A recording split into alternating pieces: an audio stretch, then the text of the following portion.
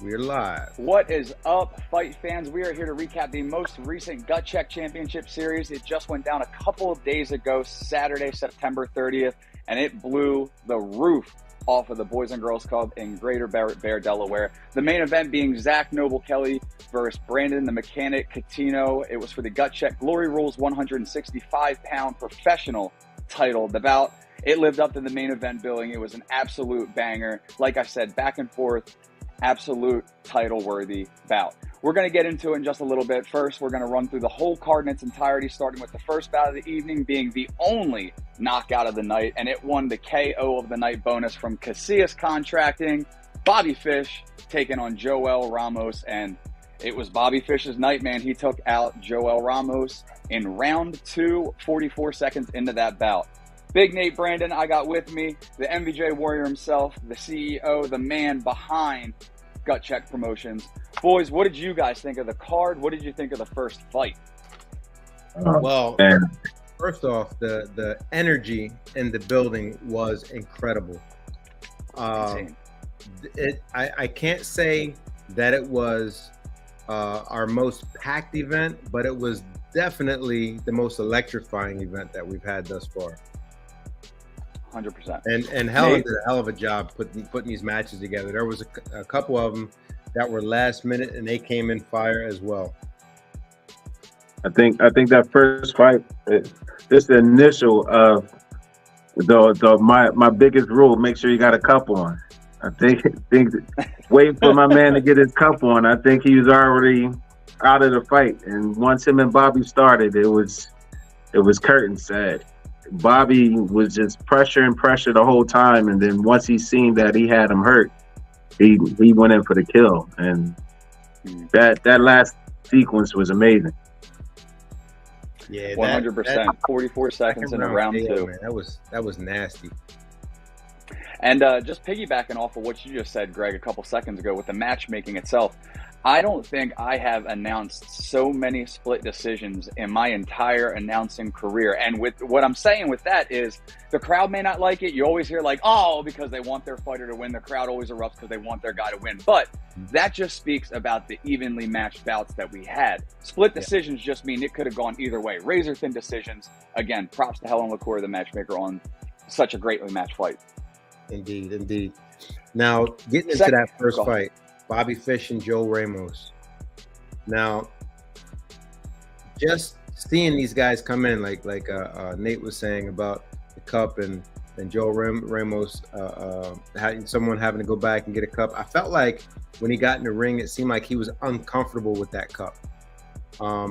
And that was the first kind of red flag to me, like he really wasn't in the fight.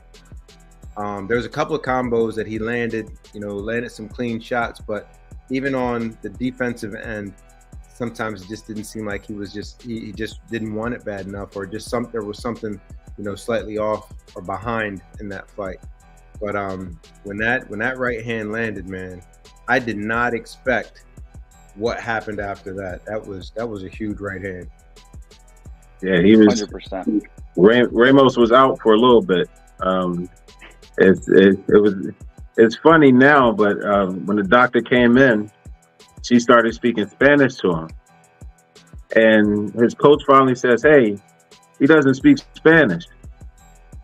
So when she said, "Are you all right? What's your name?" He's like, "Hey, I'm Ramos. Where I'm at? I'm fighting right now."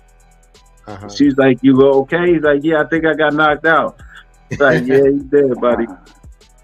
He got himself back together, but man. Yeah, I asked Helen about him yesterday. She had checked on him for the last couple of days, so he's doing all right. Greg, you had mentioned, and obviously Big Nate, you did too, mention the cup and how uncomfortable somebody can look going into a fight. Both of you guys being previous fighters, previous active fighters, competitive fighters, how much can something like that kind of take over in your head mentally, kind of hinder your performance? What seems to this crowd to be something so minor, but as a fighter, what was your take on it? It takes away the preparation that the fighter put into the fight. They're focused on getting mentally ready, and the coaches should be reminding them, make sure you of equipment check. when your mouthpiece is not molded and it's just coming out of your mouth, it's uncomfortable. So when you step in the ring, you're thinking about the cup falling out. You're thinking about the mouthpiece. You're not focused on the fight. So when that happens, that equipment failure, you're down a point already in the round. Well, I want to touch on how he said we were both pretty recent fighters. Yeah, just like I was fighting yesterday. I didn't say recent. I said you were in past years fighters. We could go back. We could check that, whatever. But you know what I mean. You were both competitive fighters in your day. I'm not aging anybody here. But yeah, like not having proper equipment or not training with your equipment, especially leading up to a fight, can set some things back.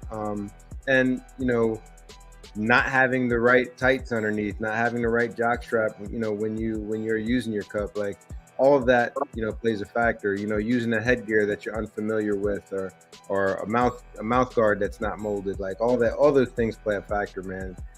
You just want to make sure that you are training with your equipment and you have all that stuff. And once you get into the fight, it's just like another day in the gym.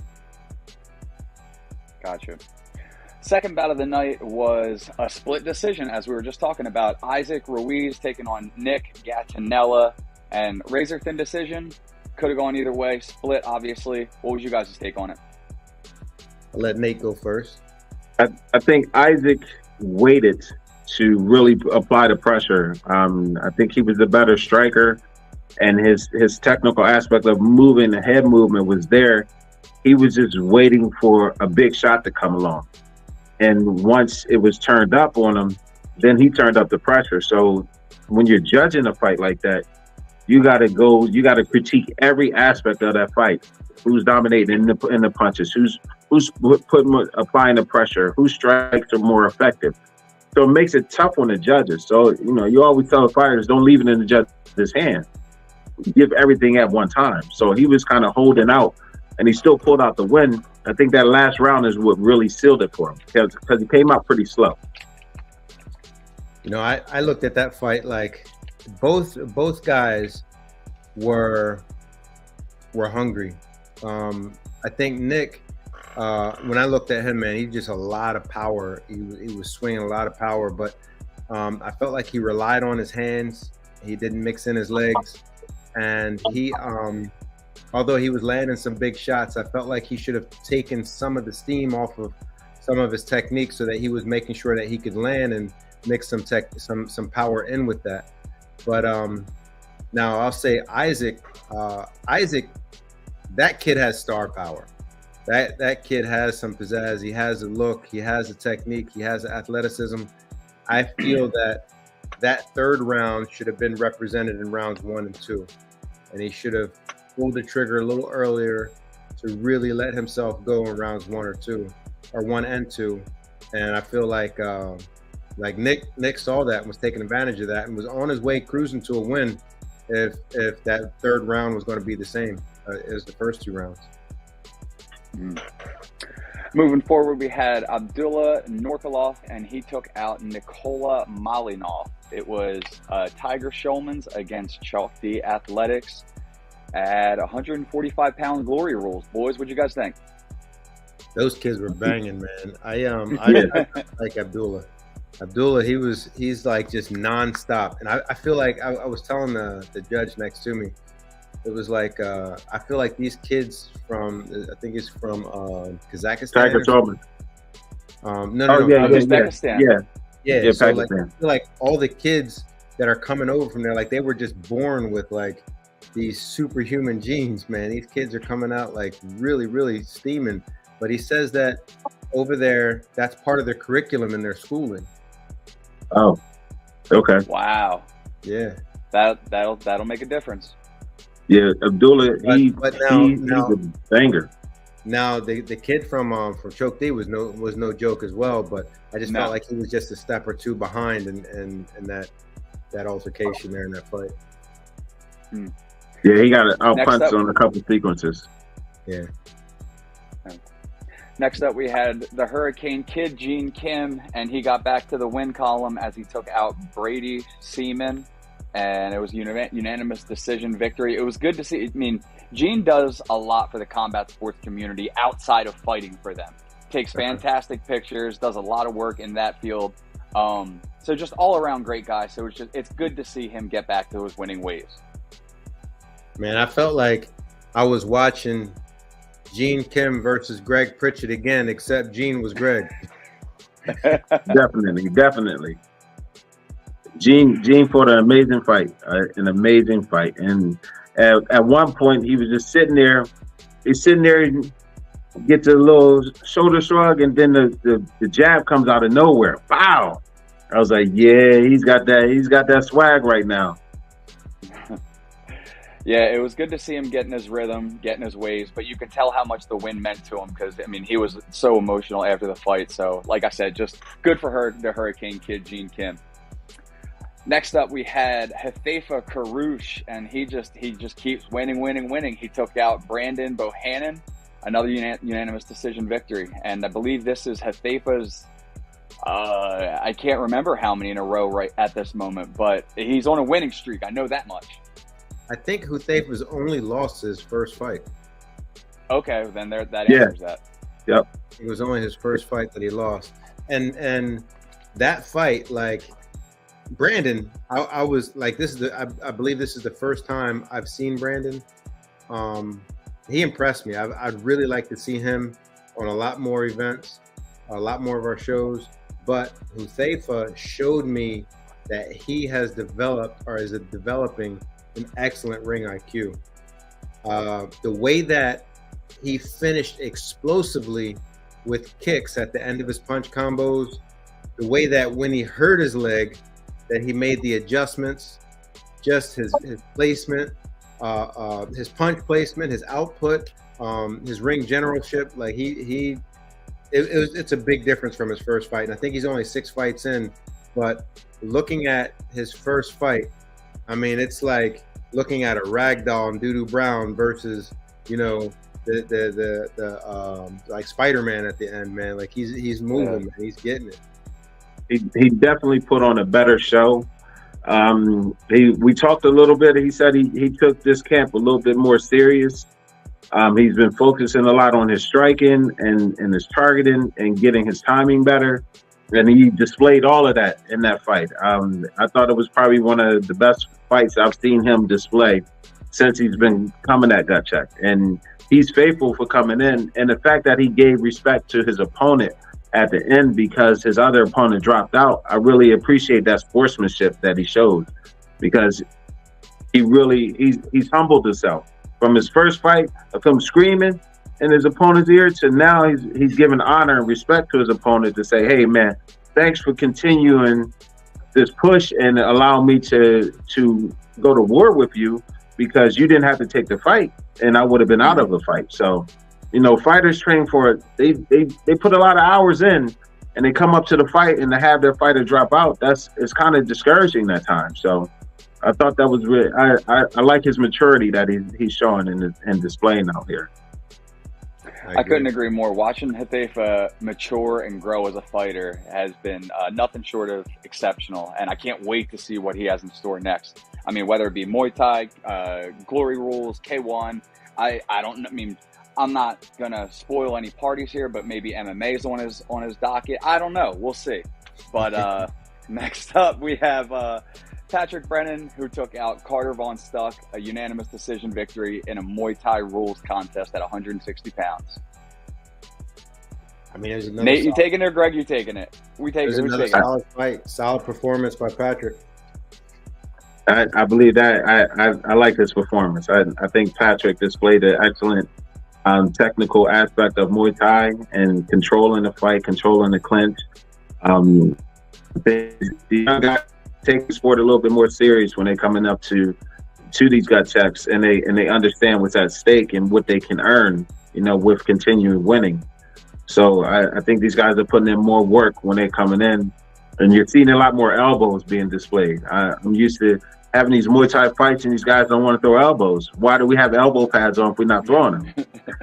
We talk about it all the time on the sideline. So when you see a guy displaying that, you go and give him his props on that. So, yeah. Next up, another Uzbekistan fighter, Amir Ilhamov, took out Mohammed Tawam from Rami Elite via unanimous decision victory. And I want to go ahead and apologize to my man Mohammed Tawam. I tried my best not to say the nickname Cheddar Bob, but his teammates just constantly harass me that you got to say his nickname. That is his nickname. That is his nickname. And honestly, I don't think Muhammad likes it. I don't think he wants me to say it, but they made me say it. So my apologies, Muhammad, but great performance either way. But again, it was Amir Ilhamov's night, the Uzbekistan fighter. Let's talk about it. He completely dominated that fight in every aspect of that fight. That was total domination, and you know, Rami Elite fighters, they come in and they're well trained. But when they're outperformed, you have to give props to that fighter that outperforms them, because they really put in a lot of work. Those guys do everything. To be fair, I'd like to see a rematch between them where Muhammad's able to have a full camp, because he took that fight on like 2 days notice, 3 days notice at best. Yeah. And right. you know, he's basically coming off the couch on this, and he displayed a lot of heart in that fight. You know, although you could see on his face that he was being outpointed, he never gave up and he pushed through. So I'd really like to see him have a full camp and really come back and redeem himself. And just riding off what you're saying, if you're saying he's coming off of just like days camp getting into the ring, I think he also not only showed heart, but he showed an extremely high fight IQ. Yeah, I agreed, Nate. He might have gotten beat, but I mean, I would love to see a rematch if they both had a full camp. Yeah, definitely. If you got a full camp, it's a different story. It's a different fight. Absolutely. When you have a full camp, because you're preparing and you're understanding what you're doing in the ring. It's not ring reps when you come in. Granted, Amir is a very emotional, explosive fighter. You know, you can see everything he feels coming out on every technique and every movement. And I mean, he's fun to watch as well. But I just feel like I really want to see that fight again, but on even terms. 100%. Next up, we had Dr. Kelsey Ferret, and she took on Noelle Pugsenhun. And a good fight, but Dr. Kelsey's fight. Yeah, I also, like, I was listening to the corners on that fight, and I feel like Noelle didn't have, like, she had a good corner, but I just felt like there was some things missing as far as the instruction for her closing the distance and working in there, because although Kelsey put on a good fight, I felt like a lot of the techniques were easily read. They were telegraphed. A lot of them were a little slow, although she was very precise and decent. Like, everything was crisp, but I just felt like it could have been a better fight had Noelle closed that distance and started to get in. Like, it seemed like she was trying to close the distance from too far away without, throwing the technique. And as she was getting in, closing the distance, going in for a clinch, a lot of the kicks that Kelsey was throwing, some of them could have easily been countered, where she was just kind of like, I think Noelle was a little too heavy on her front foot. I just feel like that fight, it was a good fight, and I feel like it could have just went. You've been a little more entertaining had we worked to get that distance closed a little better, instead of just walking in. So she was getting caught with kicks from way on the outside just from walking in. Well, the other thing is, she didn't throw, when she came out the first 30 seconds of the round, she was all up in Kelsey's face, and she was throwing punches and kicks. Then she went away from the punches, so she relied more on kicking without moving. So that's where that distance played a major factor, and just more guidance. I think she's a tough fighter, and the fact that this was Noelle's first fight, her very first fight in the ring, she had the nervousness of being in the ring. So, when it's your first fight, you do have that nervousness. So, I mean, I think her stepping into the ring again, I think we'll see a different performer out there. Yeah, I mean, she was a lighter opponent. She was a shorter opponent. There's a mix-up at weigh-ins with the weights. But I'm pretty sure Kelsey could have made weight. She didn't look like she was she came in heavy deliberately. It was just some miscommunication there. But Yes. you know, she looked like she could have made weight easily anyway. But yeah, I mean, to be fair, that was an entertaining fight that I would like to see again. But Definitely. Next up, we had Chris Johnston taking on Kostas Anagnostopoulos, and it was at 135-pound tie rules. That fight, I believe, was a unanimous decision where Chris It was a unanimous decision. He just took everything over. He just controlled that whole fight. Yeah, I think that was one of those fights where I was catching up on my notes. Nate, go ahead. The Kostas couldn't get off anything. He was just dominated from the beginning bell to the ending bell, which made that unanimous decision. So, you know, just back to the drawing board. I think both fighters have some skill sets there, but you definitely, when you're being dominated, you have to have that coach's corner has to change up the game plan of what you're doing because it's not working. You got to go with a different strategy to maybe get some better shots and just more encouragement. So.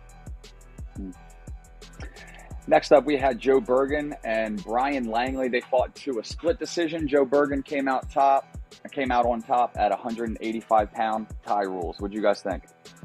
Could have went either way. Yeah, I mean, I was kind of towards Langley. I was leaning that way, but it was a great fight. Now, I got to ask, from a matchmaking perspective, I feel like this is probably more of a Helen question, but maybe you guys can help. When it is a split decision like that, does that, immediate cause to start negotiating? Like, hey, do you guys want to run it back maybe? Or do you guys think about just moving forward? I mean, to be honest, rematches are fun to have sometimes, but you want to fight everyone, especially as an amateur, you want to fight everybody out there. You want to get more looks. You want to get as many different styles as you can as you're coming up, because when you go pro, you want to be able to be ready for everything that you're going to see. So yeah, rematches are fun. You get bragging rights. You get, if I win 2 in a row, no need for a third. I won one, you won one, maybe we'll do a third, and that stuff is all fun, but it's not, to be honest, it's not really needed. Gotcha. Next up, we had stakes, maybe we put a belt on the line or stuff like that. When the guys get a little more experience, because these guys are fairly new fighters. Makes sense. Next up, we had the only heavyweight fight of the night: Dave Gualtieri against Farouk Salkick. And Farouk started this fight real heavy, real hot and heavy. Started aggressive, and another split decision, but Ninja Dave, as they call him, pulled it out. Yeah, that was a fun fight to watch, man. That first round, I just laid back. I put my phone down and I'm just watching. Then I'm like, oh, and then I picked my phone up. I thought I was going to see something like somebody's going down, man. Them boys were banging. And then it started to slow down a little bit. And then they started to kind of pick their shots and get a little smarter. And it was a fun fight to watch. Yeah, I was unfortunately I was in the back taping up Mr. Kelly. So I watched that on an online feed, and what I was seeing is the shorter opponent was he was giving that workout. He was definitely in his face and not afraid to take a shot to get in there. And from what his teammates kept saying, he's pretty agile. So just watching a heavyweight move in the ring is always exciting for me, because I fought at heavyweight. So just watching them move and not being sluggish and they're still dominating, I like to see that. Absolutely. Now, before we go on to the next one, though, I would like to say, if there's any viewers that have any questions, anything you want to say, you guys throw them out there. We'll answer any questions that come through, and be happy to see you guys, participating in this. Yes, sir. Moving forward, we had Jared Dopkin taking on Cole Carey, 125-pound Muay Thai contest. Unanimous decision victory went to Jared Dopkin. Yeah, man. Cole he did everybody a great favor by, stepping up to fight. I think it was like a weight class or 2 ahead of him, man. And although he was a faster opponent, that size difference and the power difference it was a lot coming from Jared. And I feel like, the second half of that second round, Cole started feeling that, and I think it really started to get to him. But I don't want to see that fight again. I want to see Cole fight in his weight class. But both fighters I'm very impressed with. I'm very impressed with Cole's heart. Jared was very crisp. His techniques, like, he's very fun to watch, and I think that he's going to go far. Nate, what do you think about that fight? Nate looks frozen. Yeah, I was still. the same thing. All right, give me a second, guys. You're good. But now, while Nate's doing whatever he got to do there, what do you think about the main event for November 18th? Oh, that has fun written all over it. You have the return of Brima Kamara taking on Craig Alexander, who's coming off of a victory against Anthony Dill, and Brima has not been in the ring since he fought Gary Mack at a couple of gut checks ago. So, I mean, this has fireworks written all over it. I see Craig, who walks forward, very aggressive, throwing bombs, and we all know that Brima likes to be evasive, pick, and move around. So it's two blatantly and vastly different styles. So I'm very eager to see how the styles match up. I'll definitely say that much. As far as, obviously, I can't pick a winner. I'm never going to be biased in a fight, at least on record. But it's just it's a solid matchup. It's a great matchup. Yeah.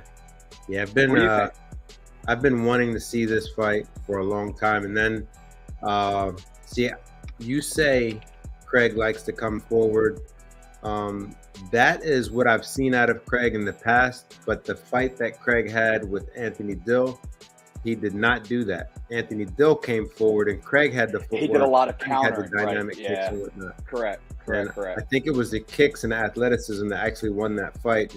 Dill was like pounding at the body, and he was landing a lot of good shots, but he was just slightly overworked by Craig, and it's going to be fun to watch because, to be honest, I really can't call this fight because I see the fluidity and the movement of Brima, but I also see some of that in Craig because of this last fight. So I don't know what to expect coming, with Brima and Craig. Do you think it could end in a stoppage? To be honest, I don't see that. Although, I've been wrong before, but I don't see that because Brima is the type of fighter that outpoints you. Mm-hmm. And from what I've seen out of Craig, I don't see that dog in him, but I see that he's going to play chess. So I really think that it's just whoever the smarter, more explosive fighter is. Agreed. I was going to say the same thing. I don't expect a stoppage. Obviously, I think every fight fan has been wrong in their predictions before. But with that being said, I think it's just going to be an evenly matched back and forth chess match. I can't wait to call it best seat in the house unless I'm the referee like Big Nate here, the second best seat in the house for me. I think the aspect of both of those fighters is if Brima comes in, the Brima that I knew when I was still fighting, he causes a lot of problems for Craig because of Craig's coming forward. But if Brima comes in and not prepares himself, then Craig's going to catch him with a couple shots. So the fight can go either way. It just depends on what fighter shows up to fight.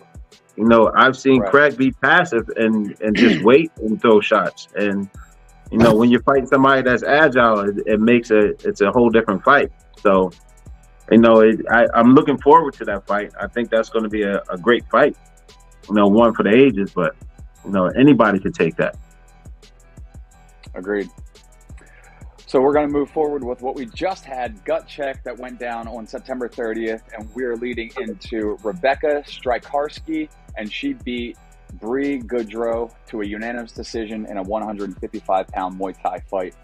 Great female fight. Let's talk about it. Rebecca is They don't call it a psycho for nothing.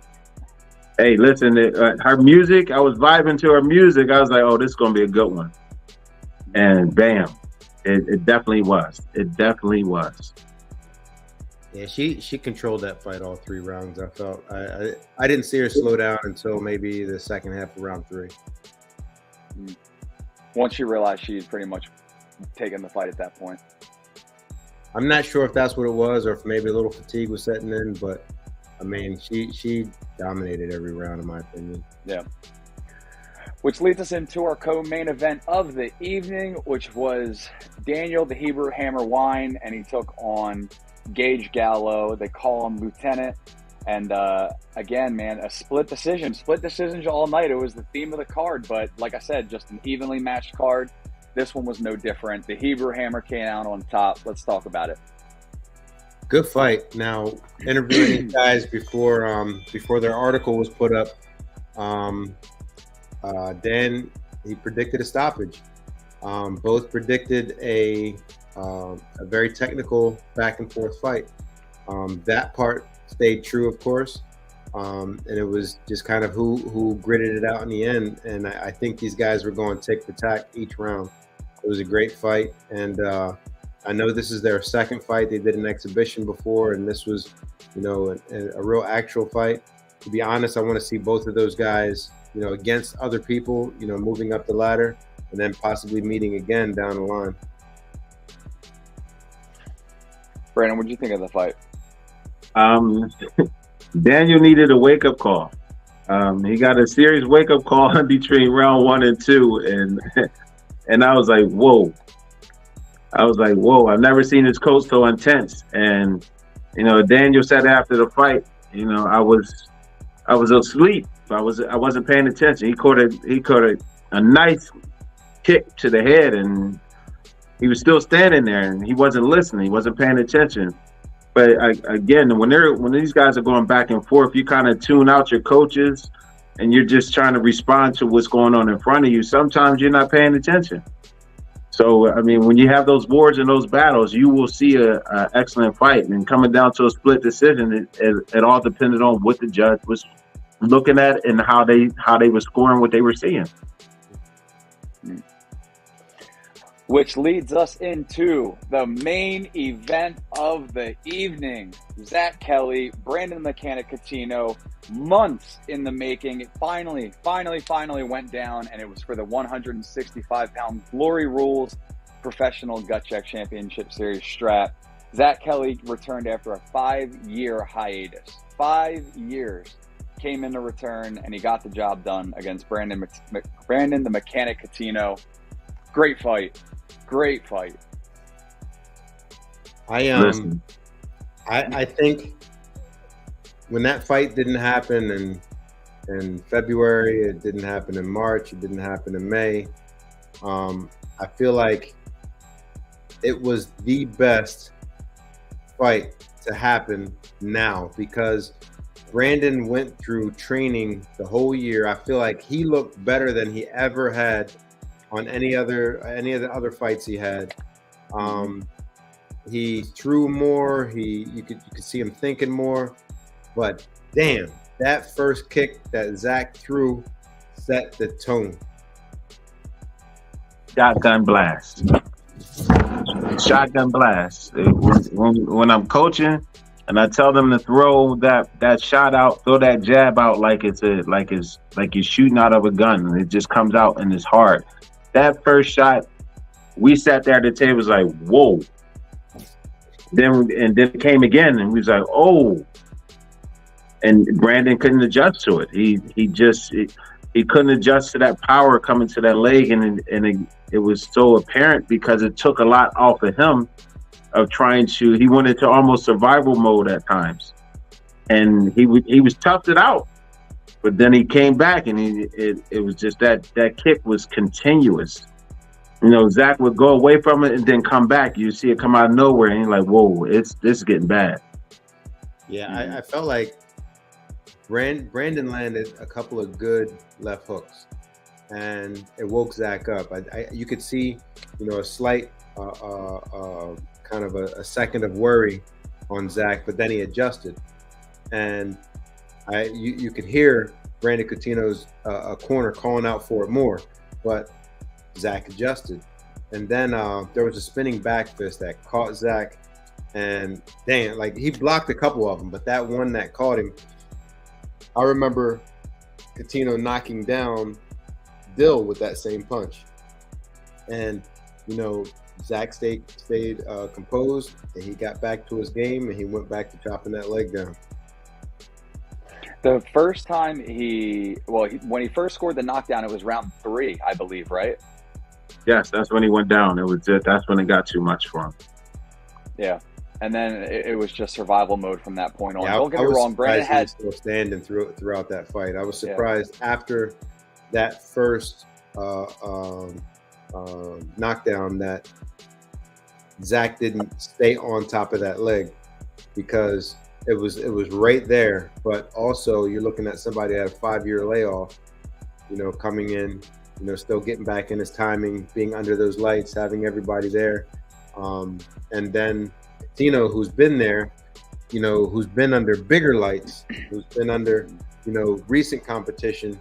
And it was, man, that fight, to be honest, I've watched that fight about 4 or 5 times already. It was a great fight, man. I'm looking forward to see what's next for Zach. I mean, Brandon too. I mean, it was a great fight from both fighters. But I mean, Zach capturing this fight after such a long hiatus. Not only Zach, but let's talk about. Now I'm going to talk about it, but just mentioning real quick, Jake Kelly. Both Kelly brothers coming off championship bouts, same year, long hiatuses, and both just getting back to their winning ways. So congratulations to both Kelly brothers. Family of champions right there for you, ladies and gentlemen. Excellent. You know, I say this all the time. It's November funny. 18th. Yeah. I say this all the time, but the Kellys, like it's engraved in them, you know, where mom was a competitive swimmer and dad was a competitive soccer player, and you know, it's in their genes. Them boys, man, they love to get it in. And you know, those guys taking on something like fighting, you know, it's been in them. Like, man, I think it was back in maybe 2010, 2011, Zach come through, and then I think Jake was maybe 12 or 13 years old. These boys have been doing this forever. Yeah, long time. So let's talk about, since somebody brought it up, November 18th. We have Alexander, we have Brima Kamara. That'll be the main event of the evening. Do we have any other bouts that we want to talk about? We want to drop on the people, any bombshells? Or can you tell the fans or any fighters that might be tuning in how they can get matched up and on the card? I don't want to give any bombshells yet because not a lot has been announced yet. So I don't want to let those cats out the bag. So I want to make sure that those all get locked in. I know that there's another pro fight that's soon, but I believe it's depending on the outcome of another pro fight getting ready to come up. So and that's on the USKA. We do have Gut Check is partnered with Strict Biz Promotions for a Pro-Am boxing card that's coming up November 4th. And then the next Gut Check is November 18th, as you see. Mr. Tate threw in there. But if any other fighters are watching, if you want to give a shout out, you want to say anything, come let us know. Other than that, Big Nate, Professor Greg, you got anything for us? Man, this has been fun. I'm loving the music, though. yeah, man. Yeah, thanks, Big Nate. All right, brother. This, Big Nate? Nah, actually, no. He suggested I put it on. It was made by, it was produced by DJ Bless of Never So Deep Records. Got you. And it's actually the instrumental for the MVJ anthem. I know it sounded familiar, but still dope. Either way, until then, November 18th, we'll see you at the next Gut Check Championship Series, and we'll talk to you soon. All right. All right, brother. All right, peace. You said what?